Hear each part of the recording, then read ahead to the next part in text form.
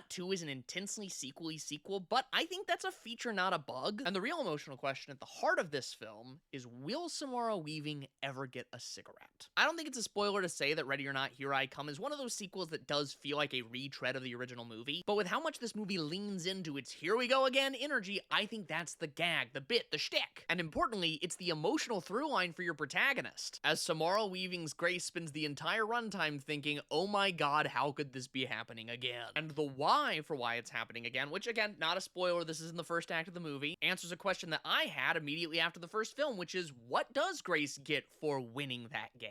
Not just what are the consequences, what are the rewards? And yes, in many ways, this movie is sequel the movie. You got double the blondes fighting for their lives, you got twins, you even got a mechanism that if someone dies on the field, there will be someone else to replace them. Again, not really a spoiler, that's in the first act of the film. And perhaps to the film's detriment, it doesn't really feel like it heightens the stakes, but it is fun. A fun return to this character, to this problem, to this world. And importantly, it's a return to Grace herself, who is easily one of my favorite Scream Queens ever. Samara Weaving has this way of acting pain more believably than maybe anyone in the genre. And it is her exhaustion, rage, and indignation that carry both of these movies. One of the movie's other biggest strengths is also going to be its biggest weakness for a lot of people, which is the delightful new ensemble that you do wish you could get a lot more from. Of course, we get Lisa Frankenstein as the sister, Buffy Summers apparently no longer defending Sunnydale, Dr. Abbott no longer as concerned with his patient's well-being, Frodo Baggins now acting as defense attorney for Mordor, David Cronenberg playing just a fly on the wall, one of my favorite character actors currently working, Kevin Durant, who this movie does not have enough of, so I guess I'm just gonna have to go back and watch Clown in a Cornfield again, and importantly to me as a millennial, Richard Alpert, who I'm just happy to see made it off the island no matter what he got up to next. This movie excels most in its comedy. There is a very funny fight in this film that involves pepper spray, and at all times, I had a lot of fun